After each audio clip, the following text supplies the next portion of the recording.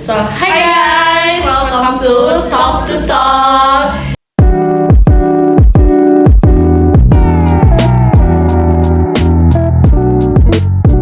Jadi hari ini kita kedatangan narasumber atau guest star yang sangat-sangat spesial ya hari ini.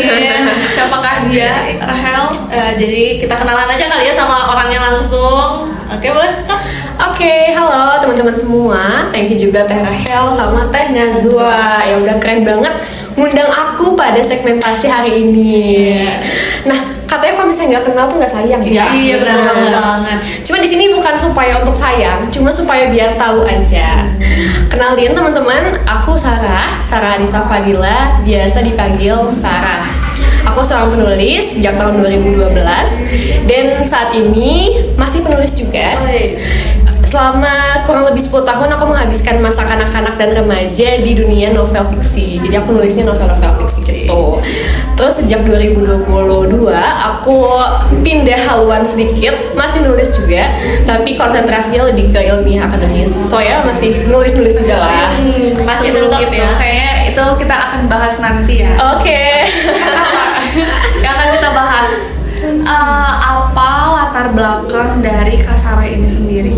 Oke, latar belakang sebetulnya aku adalah seorang dengan gelar komunikasi, ilmu komunikasi. Aku menamatkan studi aku di bidang ilmu komunikasi dan juga gelar tersebut juga yang akhirnya berperan ke karir aku sebagai penulis. Latar belakang aku secara akademis itu, kalau latar belakang untuk profesi sebagai penulis, aku ini awalnya dari aku zaman SD itu sekitar tahun 2010. Kita tahu back sedikit kali ya, di 2010. Nah, di 2010 itu aku mulai dengan nulisnya tuh cerpen, aku suka ikut lomba, terus juga aku suka untuk bikin kayak wartawan cilik gitu untuk suatu publikasi media cetak ternama di Jawa Barat. Di situ aku mewawancari orang-orang kayak artis, kayak penulis yang ngetop pada masanya kayak gitu. Jadi kalau dari latar belakang profesi, aku udah memulai karir aku tuh dari SD itu. Cuman kalau misalnya untuk masuk ke dunia nulis novel fiksi, aku baru mulai itu di tahun 2016-an. Ya, 15-16. Dari lahirnya ditakdirkan untuk menjadi jurnalis. Jadi emang ilmu komunikasinya tuh emang terpakai sekali kehidupan sehari-hari. Kita masih kecil orang main iPad ya. Iya, main layangan dulu. Oh ya, kalau dulu iPad-nya kayaknya belum musim kayaknya ya. Dulu bisa sangat tidak terpikirkan ke arah sana. Sarah udah mulai dari kecil tuh udah build up gitu karirnya, itu keren banget sih. Sebenarnya itu sih kayak untungnya ya, orang-orang yang punya bakat dari kecil tuh mereka tinggal develop aja gitu ya ke depannya. Gak perlu mikir lagi cita-citanya apa udah dari kecil. Terus kayak gimana sih, kayak kan jadi penulis nih. Nah itu tuh suka dukanya gimana sih? Suka duka jadi penulis.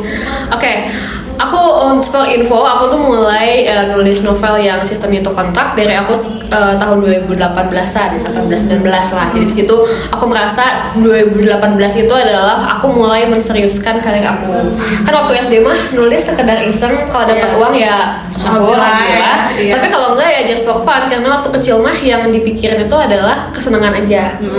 Ya meskipun sekarang di umur tengah-tengah 20 juga aku masih memikirkan kesenangan sih. Ya, Cuman Cuman kalau sekarang ada additionalnya, yaitu adalah gimana kegiatan aku bisa bawa dampak positif untukku dan untuk orang lain. Gitu. Nah, terus suka dukanya, yang pertama itu sukanya adalah karena aku emang hobi ya dari nulis, aku suka. Jadi ketika hobi itu bisa menghasilkan uang, menurut aku itu adalah sekali mendayung 2-3 pulau terlampau. Iya benar. Gitu. Itu yang pertama, hobi yang dibayar. Itu yang pertama. Yang keduanya itu sukanya adalah dengan nulis itu aku bisa ngajak orang lain untuk ada di pikiran aku juga dengan alur cerita yang aku buat. Ini dalam konteks fiksi ya. Dalam konteks fiksi, aku bisa mengajak orang lain untuk ikut mikirin suatu hal atau ikut memecahkan suatu masalah bareng-bareng sama aku. Gitu. Kan kalau novel itu kan ada alur ceritanya. Gitu. Jadi aku nge-build suasana dari awal dulu, dari prolog, nanti ada ceritanya, alurnya apa, nanti klimaksnya, anti klimaks sampai dengan epilog. Kayak gitu. Target aku tuh adalah selama aku nulis novel fiksi, novel apapun yang aku buat, apapun ceritanya, aku tuh pengen orang-orang yang baca, pembaca aku itu ikut terlibat di situ. Jadi ngelibatin pikiran mereka, perasaan mereka. Jadi baca tuh nggak sekedar baca, tapi setelah beres itu tuh mereka dapat suatu makna atau learnings yang bisa mereka ingat terus. Itu tujuannya.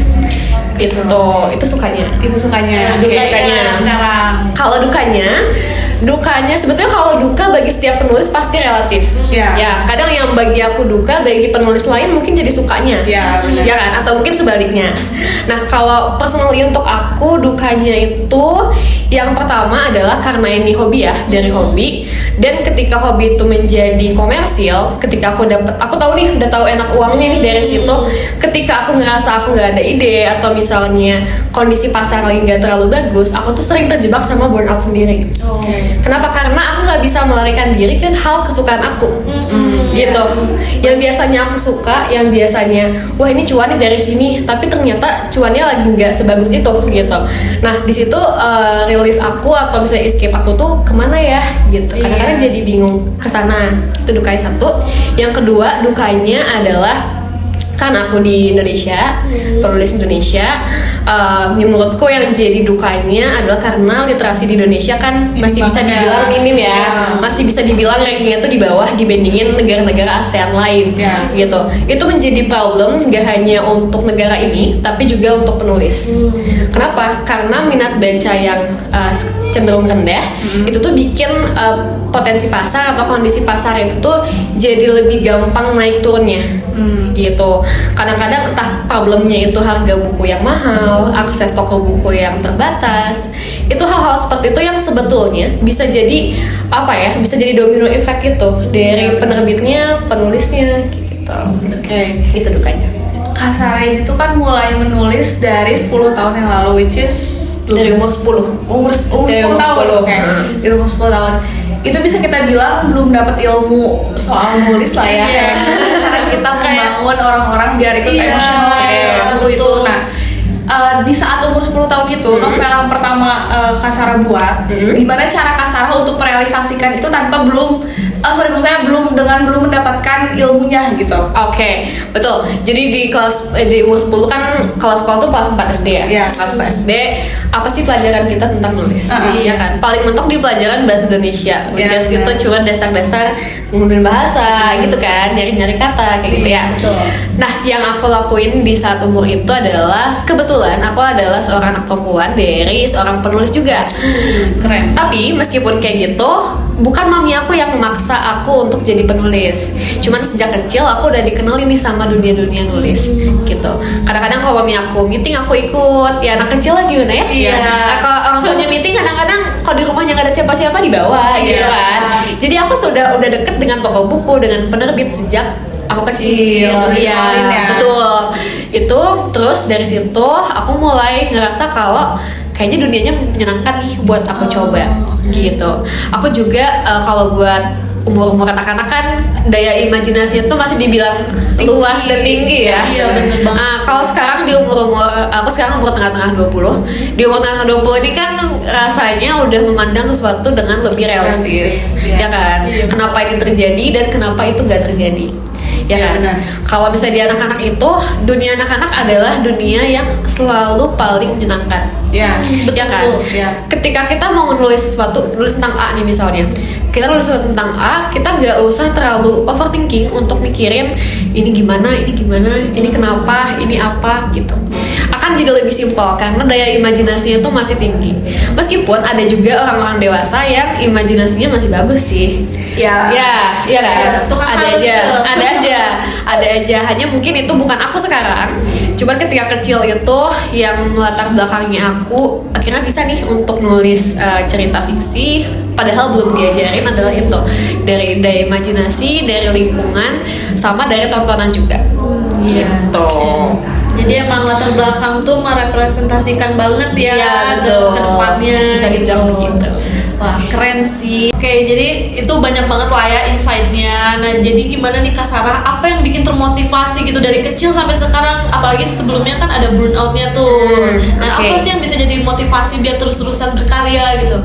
Oke, motivasi mungkin ini motivasinya aku bedain jadi 3 ya. Dari pertama aku anak-anak, aku remaja sekolah sampai aku sekarang umur 20-an gitu kali ya. Karena kan pasti beda ya. Kehidupan yang terjadi pun pasti beda ya di umur segitu. Oke, waktu anak-anak motivasi aku untuk nulis dan menghasilkan karya tulisan adalah aku pengen menyalurkan hobi aku, menyalurkan pikiran aku dan membuat teman-teman aku yang seusia aku waktu itu tuh suka juga nih sama karya-karya yang dibuat penulis seusianya gitu. Karena ketika aku nerbitin buku di umur anak-anak, aku tuh dapat kesenangan yang apa ya, aku bisa mengutarakan pemikiran aku bisa ngebangun imajinasi aku menjadi suatu karya yang realistis nih, ada bentuknya gitu. Dan seneng banget kalau misalnya dapat pembaca dari yang seumuran juga. Oh iya, karena udah jarang juga nggak sih gitu kan? Iya, waktu anak kecil kan jarang ya, anak-anak kecil yang udah baca novel itu nggak sebanyak anak-anak kecil yang langsung dikasih gadget. Ya, gitu. Kalau misalnya dikit mungkin enggak, cuman kalau dibandingkan dengan mereka-mereka yang sejak kecil itu dikasih gadget, ya mungkin jumlahnya agak jauh nih bedanya, gitu. Jadi aku senang banget ketika ada teman-teman anak-anak seusia aku saat itu baca karya aku. Itu untuk anak-anak, terus kemudian untuk remaja, SMA lah ya berarti. SMA motivasinya itu adalah aku udah kenal uang, jadi aku ingin terus di situ nambah di situ. Kenapa? Karena menurut aku nabung itu adalah suatu hal yang sangat penting meskipun kita nggak tahu hidup sampai kapan. Ya kan? Betul. Cuman ketika bisa lakuin. Ketika nggak bisa cari jalan untuk bisa. Gitu. Benar. Itu. Nah, itu yang pertama. Terus yang kedua, waktu SMA tuh aku mulai nyadar tentang personal branding. Itu aku mulai nyadar aku harus menjadi salah satu bagian dari orang-orang yang punya personal branding yang kuat. Kenapa? Karena aku sadar nih, teman-teman yang seusia aku yang kelahiran 2000-an ini banyak banget jumlahnya. Indonesia pun sekarang udah overpopulation kan sebetulnya. Udah banyak banget gitu. Dan aku tuh di situ aku sadar kalau misalnya nanti 5-10 tahun ke depan itu tuh akan banyak banget orang seumuran aku yang mungkin kemampuannya jauh lebih jago dibanding aku. Atau mungkin yang kemampuan tuh sama sebenarnya sama aku, cuman mereka lebih dikenal karena 1 dan 2 hal. Nah, aku pengen selain dari kapasitas mungkin kapasitas mikir, kapasitas dari karya, aku juga ingin memberikan suatu niche atau suatu pembeda antara aku dengan orang-orang seusia aku lagi, gitu. Itu motivasi. Itu berarti kan dari selama kurang lebih 10 tahun itu nulisnya novel fiksi. Betul. Menurut aku imajinasi orang itu kan beda-beda, terutama kalau dilihat dari umurnya. Iya, betul. Ya kan? Betul banget. Nah, mengikuti Kak Sarah yang dari umur 10 tahun sampai 2020 kemarin itu kan ada fasenya ya, dari kecil, remaja. Nah, gimana cara Kak Sarah merealisasikan imajinasi orang-orang gitu? Apalagi pengennya dibaca sama targetnya sendiri, which is yang seumuran gitu kan. Ya. Berarti tidak memungkinkan, kecil kemungkinan kalau misalkan di umur Kak Sarah yang agak menginjak dewasa itu anak kecil baca gitu kan. Nah, gimana cara untuk Kak Sarah merealisasikan segmentasi umurnya di jenis imajinasinya gitu? Oke. Ini berarti ngomongin dengan target pembaca ya? Iya. Oke, kalau target pembaca, ini salah satu pesan dari mamiku, dari editorku, dari orang-orang yang waktu itu bekerja sama dengan aku di penerbit. Nah, jadi ketika nulis novel apalagi anak dan remaja, usahakan settingnya itu ya anak dan remaja. Jadi ketika kita nulis novelnya targetnya adalah remaja SMA nih misalnya, teen lead gitu ya, kayak novel-novel aku banyaknya itu settingnya SMA SMP karena aku mulai novel di umur segitu. Nah, ketika aku pengen dibaca sama anak-anak SMP SMA, otomatis setting cerita yang dibuat pun SMP SMA. Kenapa? Karena selain akunya juga akan lebih nyambung nih, kan aku juga sendiri lagi di masa itu. Lagi di masa itu gitu. Misalnya kayak punya geng gitu di sekolah, gitu zaman-zaman itu loh, kayak zaman-zaman gak kerjain PR, terus kayak janjian sama teman-teman sekolah, kayak gitu kan, gitu. Itu relate gitu. Iya, bucin-bucin tipis-tipis lah ya, zaman SMA gitu kan, lucu ya. Betul. gitu. Jadi ngambil konflik dan ngambil settingnya itu adalah hal-hal sehari-hari yang emang lagi aku alami. Karena meskipun ada juga ya beberapa penulis yang mungkin pengen nih segmentasinya remaja gitu, cuman tiba-tiba ada setting pernikahannya, ada setting yang terlalu dewasa. Menurut aku itu nggak fit dengan aku. Kenapa? Karena selain aku belum ngalamin, itu juga terlalu dewasa untuk segmentasi pembaca. Iya, betul. Gitu. Berarti memang Kak Sarah punya segmentasi pembacanya sendiri ya, Betul. di luar kriteria idealnya standar dunia. Kak Sarah juga punya gitu. Iya betul, bisa dibilang gitu. Iya, terus kan sekarang juga banyak tuh kayak penulis-penulis Wattpad gitu kan yang bocil-bocil maksain nih buat bikin cerita dewasa gitu kan, jadinya nggak make sense gitu kalau betul. orang yang emang udah di umur segitu kan. Iya, betul. Nah, jadi gimana sih Kak Sarah buat bikin kan sekarang tuh biasanya lebih ke fiksi gitu kan. Nah, sekarang di umur 20 lebih fokusnya kemana sih? Oke, tadi mungkin kalau misalnya tentang contoh kasus atau kejadian yang anak-anak kecil ini nulisnya yang terlewat dewasa gitu ya, yang bahkan mereka tuh masih jauh banget untuk sampai ke umur itu gitu. Nah, yang berat di sini tuh adalah kita harus sama-sama dulu paham dulu persepsi bahwa fiksi itu emang karya tulis yang ceritanya tuh gak nyata. Beda sama non fiksi. Ya. Cuman meskipun dia adalah berangkat dari imajinasi, dia tuh gak nyata. Cuman yang harus tetap jadi poin penting adalah realistis. Betul. Gitu. Mungkin gak itu terjadi di dunia nyata. Gitu. Itu yang penting.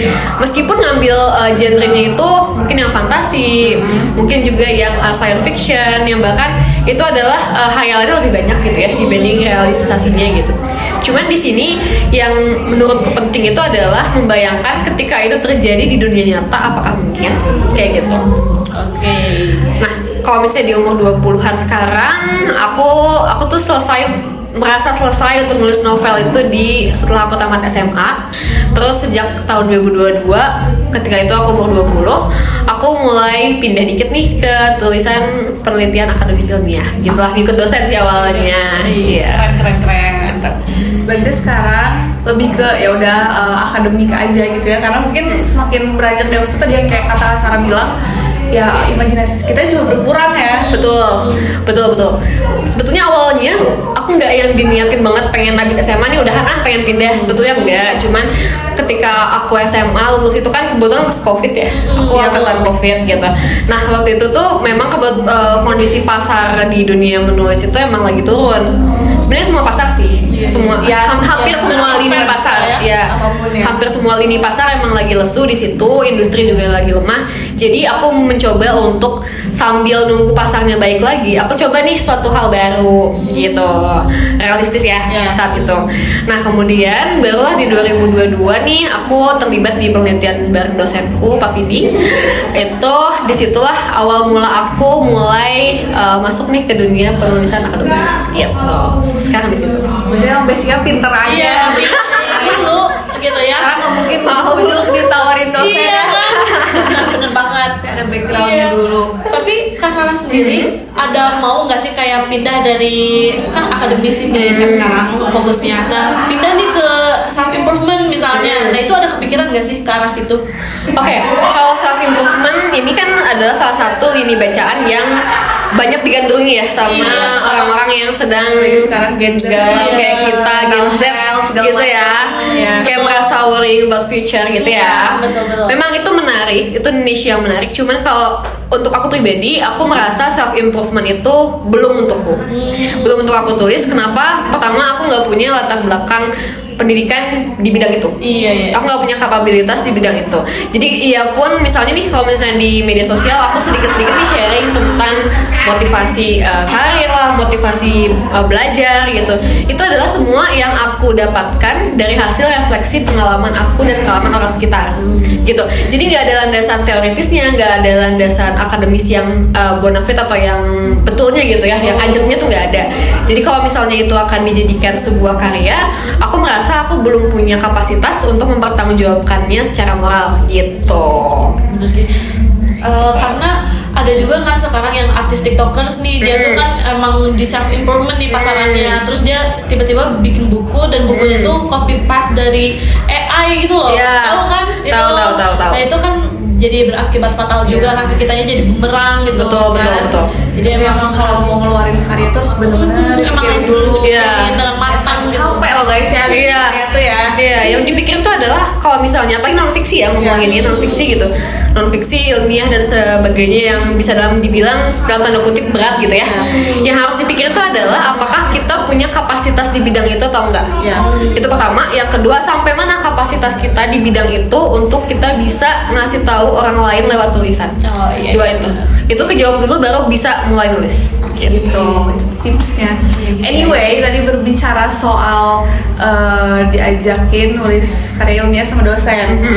Aku tuh dengar katanya Kak Sarah lulus Tanpa skripsi. Ada Gila kita gak sih? di umuran kita nih ya, semua orang pusing sama skripsi, sedangkan beliau itu Lulus tanpa dan skripsi. itu ini rare banget ya. Iya, rare dong Nah, itu tuh maksudnya. kenapa Iya. bisa gimana? Oke, ini kayaknya mungkin akan sedikit dongeng ini. Oh, ya apa-apa banget dong.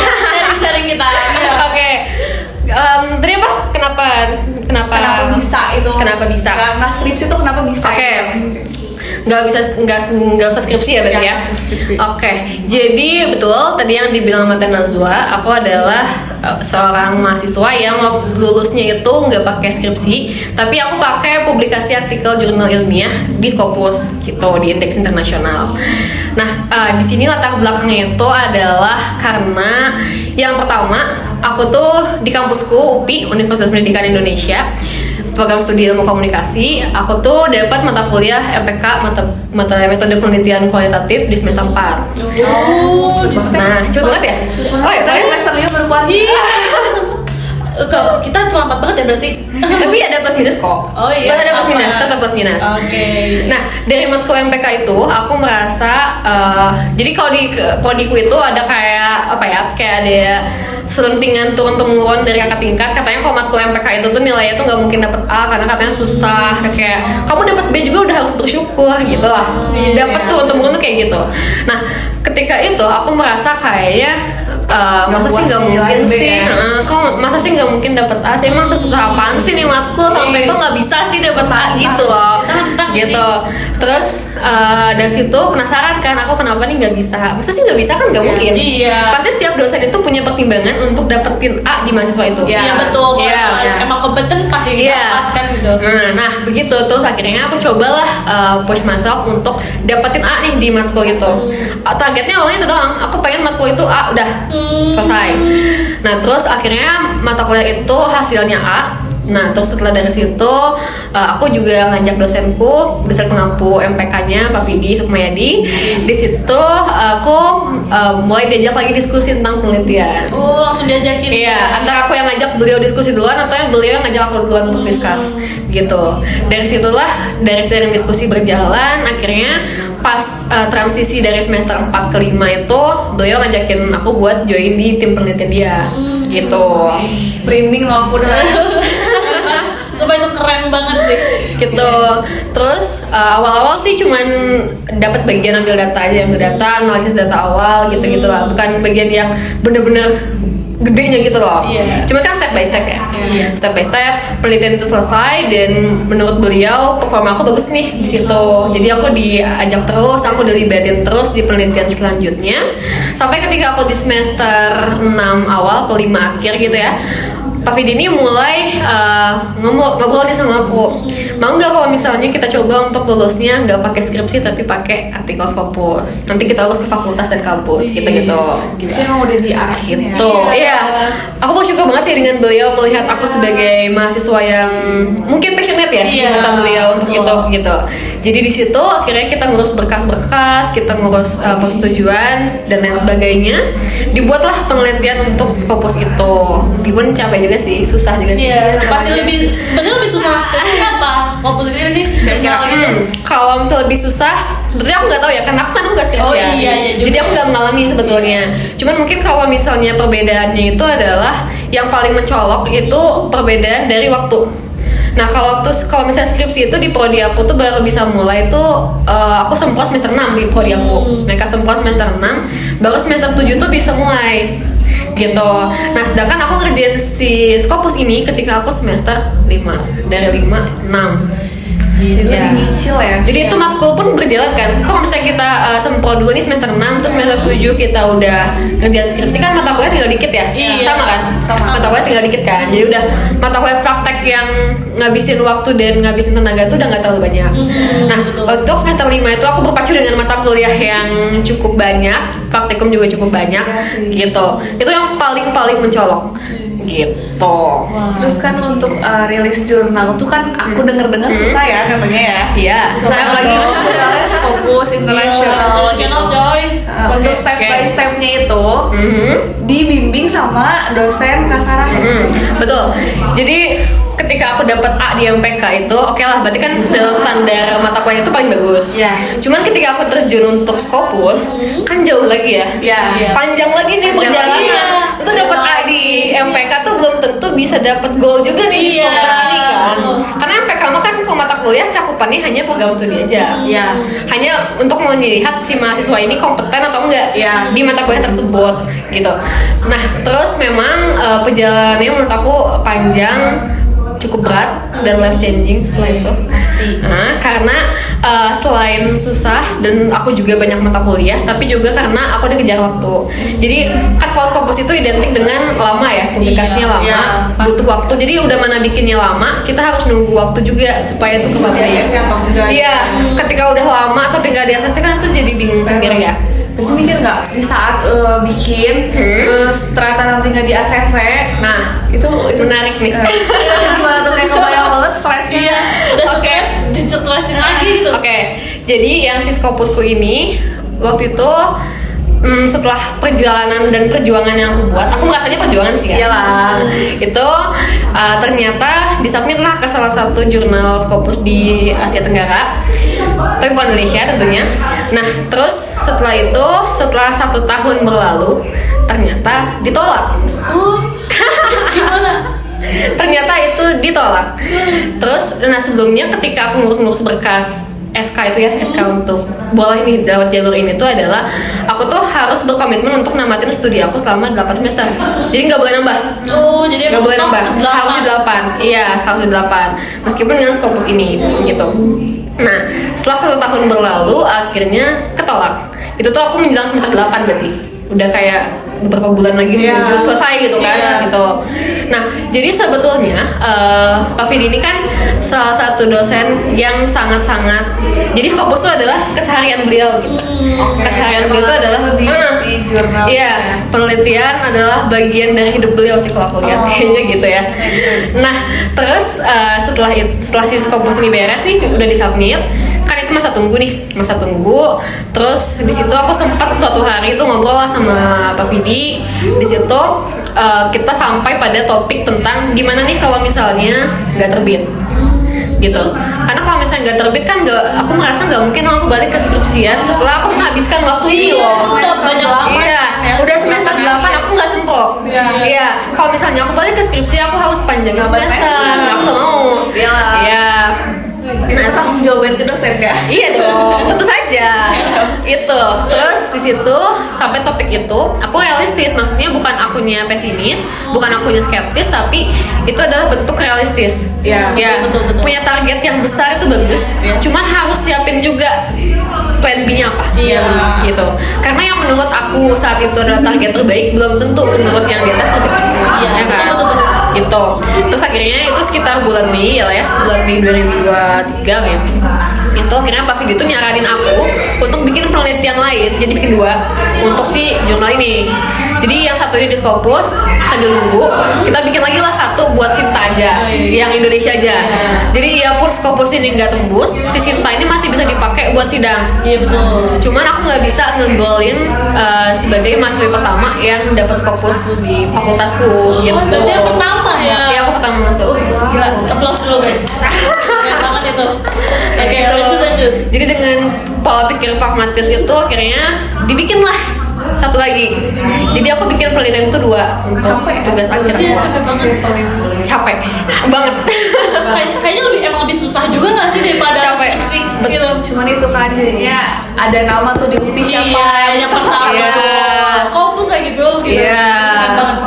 Gitu, terus kita bikinlah 1 lagi ini buat masukin ke Sinta 3. Terus begitu Sinta 3 terbit duluan tentunya, karena Sinta kan lebih cepat ya, cuma sekitar 6 bulan biasanya dia terbit gitu.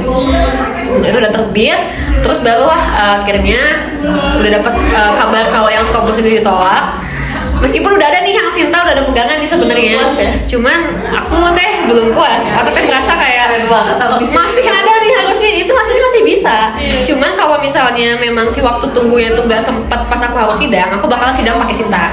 Gitu. Itu mah jaga-jaga aja gitu, cari amannya gitu.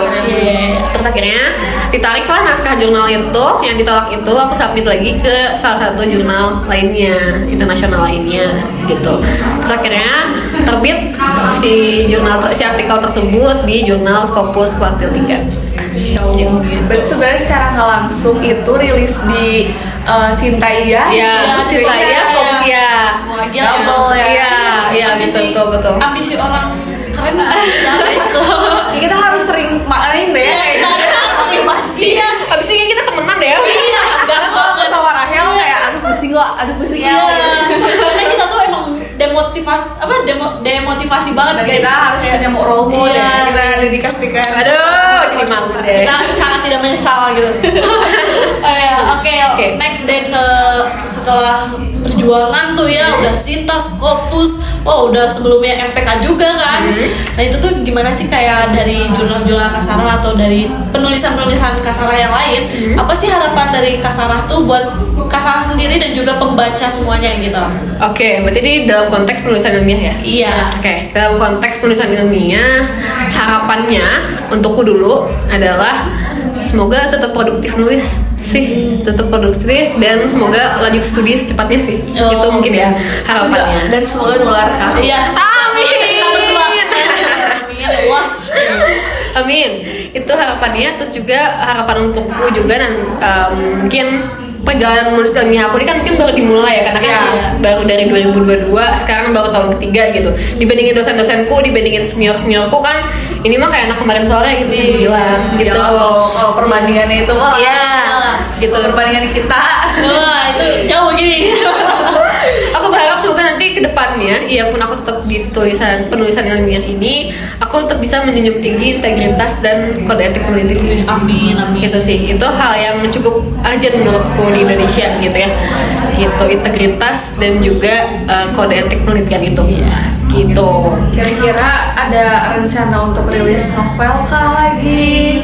Ini love life gitu, masa umur sekarang nggak ada love life kan? Atau emang karir terus? Iya. Oke. Atau emang karir terus nih? Ini dari Tanazwa ini adalah pertanyaan yang cukup berat ya. Itu similar dengan pertanyaan kapan nikah. Bener. Sorry to say. Oke, sebenarnya selain Tanazwa ini ada banyak banget orang di sekitar aku yang selalu nanyain apakah aku mau atau akan nulis novel lagi atau enggak. Jawabannya sebetulnya kalau dilihat dari keinginan dari dalam hati mah ada, mau, pengen. Cuman untuk merealisasikannya sampai sekarang sih belum kelihatan nih kapannya, tentang apanya, belum ada hilal ke sana. Gitu. Cuman tetap aku tetap mencoba untuk menanamkan itu sebagai sebuah mimpi aku jangka panjang gitu. Jadi kalau misalnya nggak sekarang, kalau misalnya aku sekarang lagi senangnya penelitian, lagi senangnya nulis ilmiah, ya udah aku pengen fokusnya di situ dulu aja gitu. Aku nggak mau terlalu terbebani dengan pikiran-pikiran yang bisa dikerjain nanti. Gitu. Bener. Jadi aku fokus untuk hari ini, yang udah kemarin, yang bagusnya diambil, yang udah buruknya diambil juga untuk pembelajaran. Yang hari ini hiduplah di hari ini, yang nanti buat besok dan ke depan nanti kita pikirin nanti. Kayak gitu. Guys, dengerin ya. Iya, terus kayak dari penulisan nih, aku pengen dong minta tips and triknya juga gimana sih biar kita tetap bisa berkarya dan juga sampai goals gitu buat ke studi literatur gitu. Karena aku memang jujur ya, aku tuh kan gak suka nulis. Tapi aku masuk ilmu komunikasi, which is dipaksakan untuk nulis. Iya, betul. Tips and triknya kan?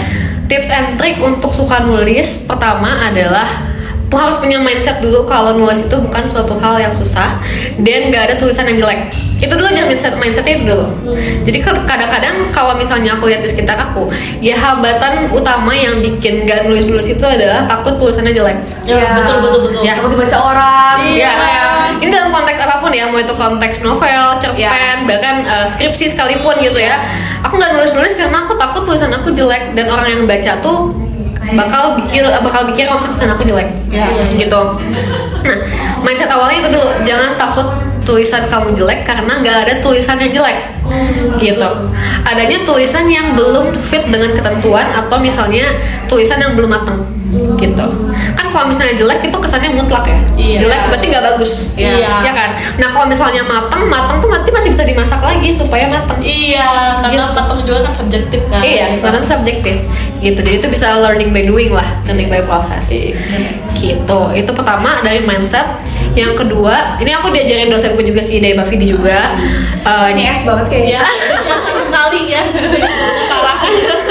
Ini diajarin juga katanya, meskipun dalam suatu hari ini tuh lagi nggak ngerasa bisa nulis, cobalah nulis meskipun cuman 1 baris. Nggak harus halaman sehari, nggak harus misalnya sehari ini dikebut saya 1 bab, nggak usah.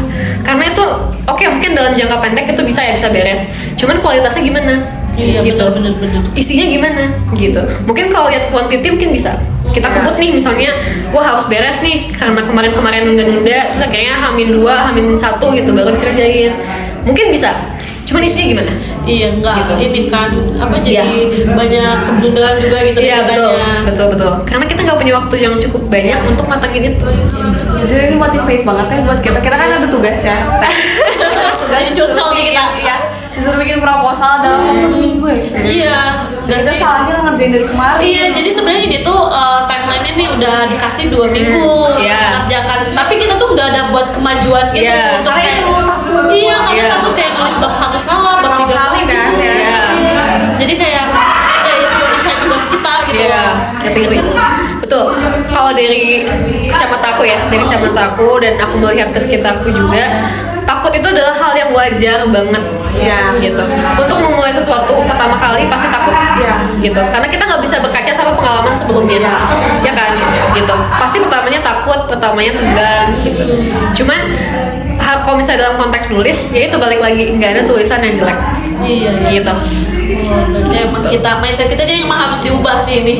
Kayak susah banget lah ya tapi susah juga sih kayak buat kayak mindset kayak gini tapi kalau kita nggak ada pergerakan gitu kan, betul itu susah juga. Dari mindset baru ke itu tadi, cobain setiap hari itu ada tulisan baru yang dibuat, meskipun cuma sebaris, meskipun cuma separagraf, nggak apa-apa, tulis dulu aja, gitu kan. Kenapa? Karena itu buat ngebiasain diri kita nih buat bertanggung jawab sama apa yang kita kerjain, gitu. Kayak misalnya hari ini hari Selasa udah nulis nih, kemarin Senin udah nulis juga, berarti Rabu besok aku harus nulis juga, gitu. Nanti akan jadi pola kebiasaan yang ngebantu kalau misalnya lagi dikejar deadline atau misalnya ada target yang mau di-achieve. Oh iya, betul. Nah, menurut Kak Salma sendiri, kan aku juga sebenarnya dibilang suka menulis juga suka, tapi kayak lebih ke diary gitu loh. Aku masih kayak punya jurnal sendiri gitu di rumah kan. Nah, menurut Kak Salma itu tuh efisien gak sih buat ningkatin aku gitu buat untuk menulis yang ke hal-hal yang lebih penting gitu?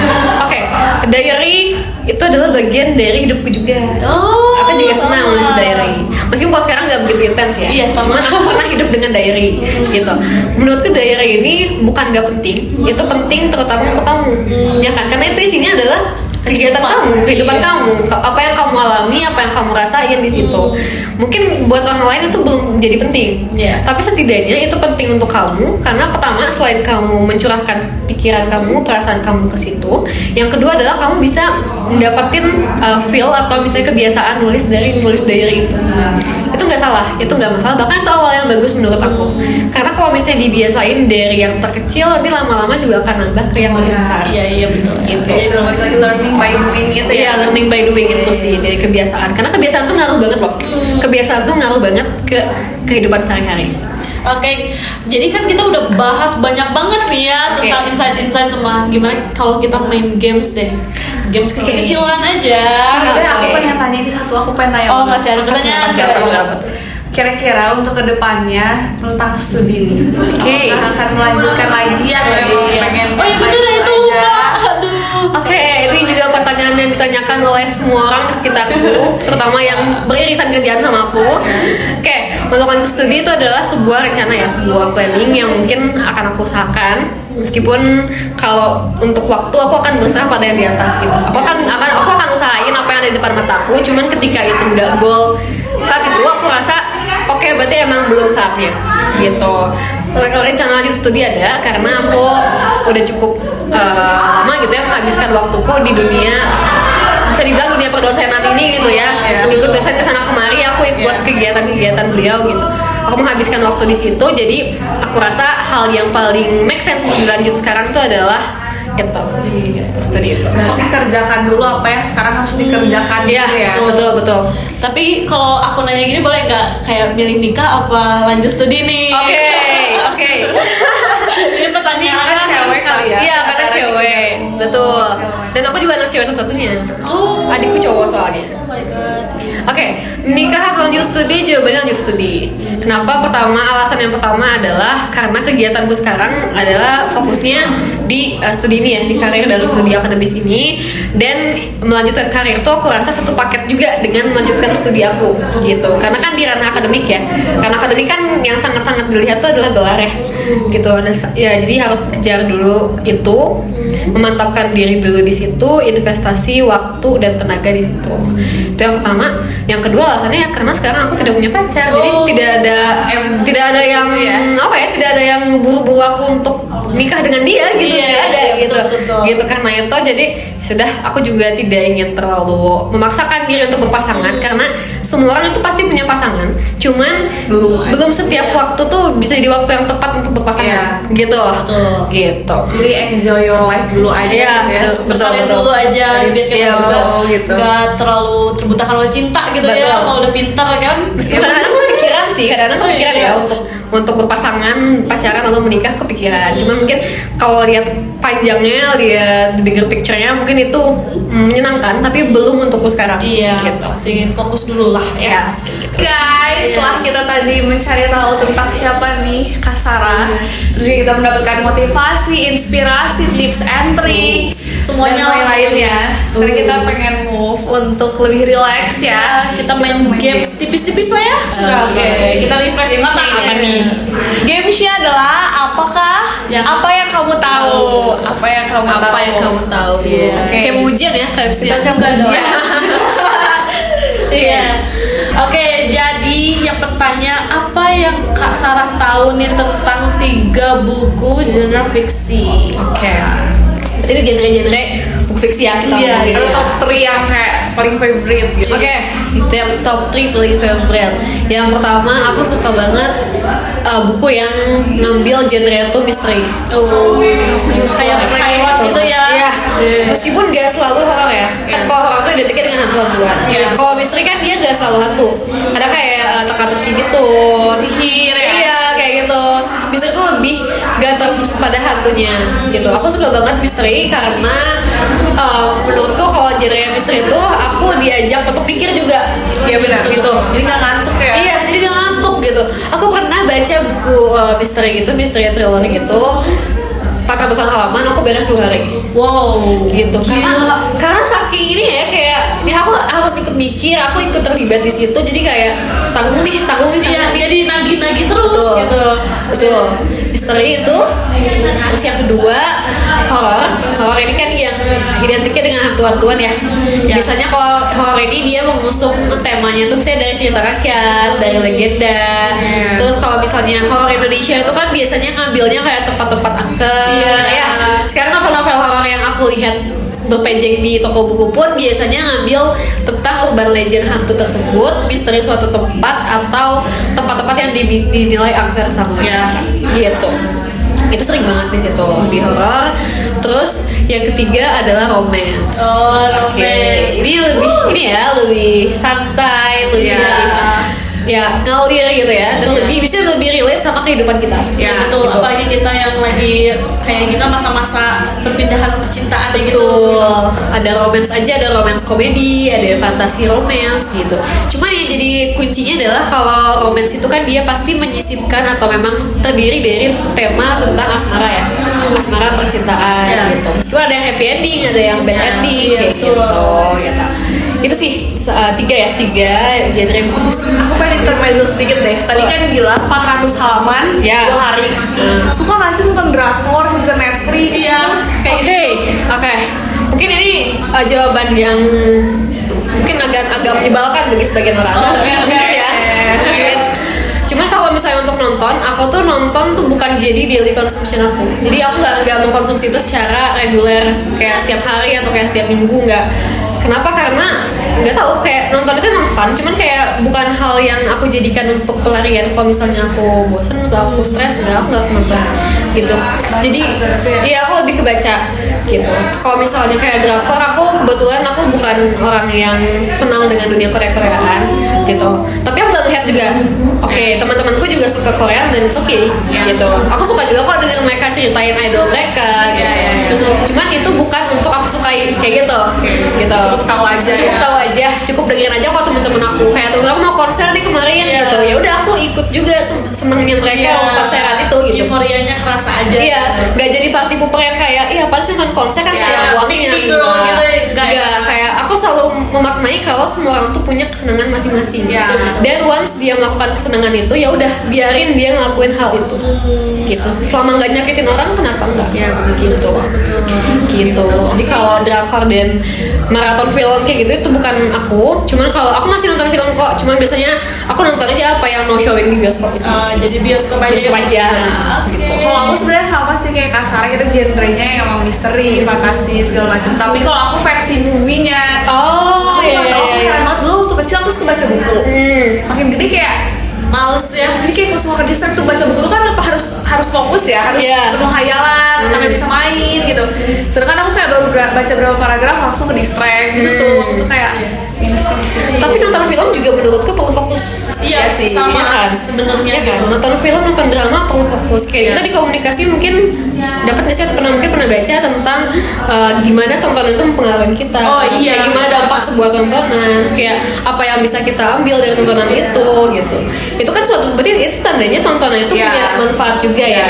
Nah, makanya apalagi dengan nonton dengan fokus gitu. Makanya banyak riset-riset komunikasi yang memang berangkat dari tontonan atau tayangan-tayangan film gitu. Iya, karena sekarang juga udah gak dikit gitu casesnya kayak karena kita udah sering nonton TikTok. Jadi pas nonton yang fullnya tuh kita gampang ke distract juga gitu loh. Jadi sebenarnya casesnya sama aja kayak membaca ya. Gitu. Oke, penyampaian gitu ya. Oke. Next, Rahel. Jadi kita lihat di sini. Nah, ini penulis yang cukup terkenal nih ya di Indonesia dan di remaja gitu, apalagi segmentasinya. Nah, apa sih yang Kak Sarah tahu tentang Terelie? Terelie adalah salah satu role model aku juga ya di dunia penulisan dulu gitu ya. Dulu ketika aku masih di novel, sekarang juga aku masih mengagumi beliau. Cuman kan karena sekarang nggak di novel lagi gitu ya, jadi aku juga membaca karya beliau ya untuk bacaan aja gitu. Bukan untuk kayak wah pengennya jadi kayak Terelie gitu. Jadi cuma gitu. sampai role model aja, mengagumi karyanya gitu.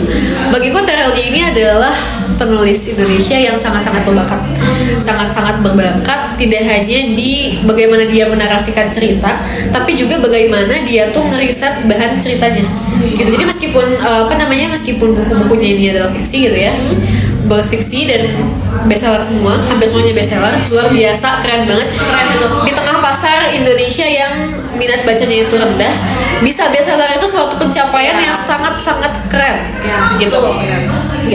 Menurutku beliau adalah orang yang sangat berbakat gitu, karena beliau bisa ngeriset suatu topik untuk dijadikan penulis fiksi gitu. Jadi aku beberapa kali baca bukunya karya Terelie tuh tidak hanya hayalan gitu. Jadi memang hal-hal itu tuh emang ada basis risetnya, emang ada basis realistisnya kayak gitu. Di situ pembaca itu jadi selain dibawa bergulir dengan alur cerita, tapi juga dia bisa diajak untuk berpikir entah itu ke depan atau ke masa lalu gitu. Misalnya kalau misalnya ngambil topik tentang sejarah Indonesia gitu kan, ada beberapa series novelnya yang ada unsur-unsur sejarah negara ini, sejarah Indonesia gitu ya, sampai perkembangan negara Indonesia selanjutnya gitu. Itu kan membaca jadi ikutan aware sama kondisi negara tempatnya tinggal gitu. Menurutku itu bagus banget karena dia bisa menginfluence pembacanya dari karya novel tersebut gitu ya. Itu tentang Terelie. Next, kita baru obrolin tadi, aku bilang aku suka fantasi dan aku baca Harry Potter. Berarti J.K. Rowling. Apa yang Kak Sarah ketahui tentang J.K. Rowling ini? J.K. Rowling ini penulis yang dia tuh kayak punya fans di seluruh dunia ya kayaknya. Dia tuh menyasar seluruh dunia dan dia tuh bisa menyasar berbagai pembaca Ya. dari kalangan usia dan kalangan yang lain gitu ya. Gitu. J.K. Rowling itu menurutku juga salah satu panutan penulis, mungkin hampir semua penulis yang sekarang baru mulai atau mungkin dari tengah-tengah karirnya tuh setidaknya pernah mengagumi J.K. Rowling. Ya. Gitu, kayak merasa kayak ini orang keren banget bisa nulis kayak gini dan bisa seluas ini pasarnya. Iya. Gitu. Kayak langsung boom banget Iya, di seluruh dunia. betul. Karena sukses nerbitin buku dan sukses di pasaran itu adalah dua hal yang beda menurutku. Dan apa ya, dua-duanya sama-sama susah, tapi susahnya tuh beda gitu. Jadi kalau misalnya bisa bikin buku selesai nih satu buku, belum tentu sukses di pasaran juga. Iya, gitu. benar, Dan benar. begitu juga sebaliknya. Iya. Gitu. J.K. Rowling menurutku adalah contoh ya, atau contoh idola yang oke nih buat ditiru atau buat dikagumi oleh orang-orang yang entah udah jadi penulis atau mau jadi penulis atau sekedar suka baca. Iya. Gitu. Nah, guys, jawabannya benar-benar berbobot semua jawabannya. Amin. Dan tahu semua lagi. Iya. Next. Nah, ini Oke. bukan penulis nih, tapi ini ada sebuah buku yang judulnya The Lost Man. Iya. Apa nih yang Kak Sarah tahu tentang buku ini? Oke, The Lost Man. The Lost Man ini adalah karyaku yang ke-7 atau 8. Ya mungkin sekitar itu ya. The Lost Man adalah novel karyaku yang aku buat ketika aku duduk di bangku SMA. Kelas 11, kelas 2. Ini aku buat. Menurutku ini adalah salah satu novel yang sangat-sangat aku kerjakan dengan sepenuh hati sih. Oh iya. Karena ini benar-benar lagi semangatnya untuk nulis. Kayak lagi puncak performance gitu loh. Puncaknya, ya. Nah, nulis novel The Lost Man ini. The Lost Man ini genrenya horor, fiksi horor gitu, dan ada misterinya juga. Jadi meskipun ada hantu-hantunya di sini, cuman pembaca juga aku ajak untuk mecahin teka-teki yang ada. Iya. Gitu. Berarti ada plot twistnya juga. Iya, tuh. betul. Keren. Kalau ada yang mau baca masih bisa nggak ini? Masih bisa. The Lost Man ini terbitan dari penerbit Mizan Pustaka. Bisa ditemuin di toko buku seluruh Indonesia kayak Gramedia, Toga Mas, atau bisa ke Mizannya langsung. Gitu. Ini terbitan tahun 2019 kalau nggak salah. Keren tuh guys. Jadi selain apa ya reward yang udah dapat dari Kak Sarah, dia juga punya banyak buku. Ini salah satu buku yang kita Iya. punya. Jadi kalau kalian tertarik bisa dicari The Lost Man ya. Terus harganya affordable banget. Kemarin kita cari-cari nih FYI ya, kita cari-cari ternyata emang harganya oke banget gitu untuk pelajar juga, apalagi yang Oke. baru mau mulai untuk membaca gitu ya. Ya. Ini keren banget. Highly recommended. Highly recommended. Gitu. Oke. Jadi The end of sangat-sangat- discussion nih. Ya, sangat bermanfaat banget Kak Sarah. Thank you so much. Kita harus temenan abis ini. Dengan senang hati. Semuanya follow ya IG-nya Kak Sarah, ini bener-bener insight semua nih isi SG-nya.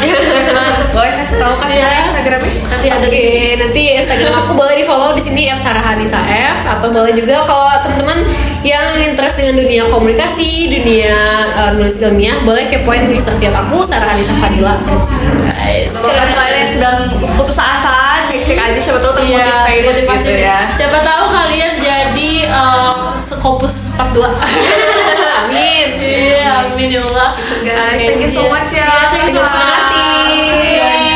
Pokoknya keren lah, kita bener-bener nggak nyesel banget ngundang Kak Sarah Iya. kesini gitu. Semoga kita punya kesempatan untuk di lain kesempatan lagi. Amin. Thank you so much guys.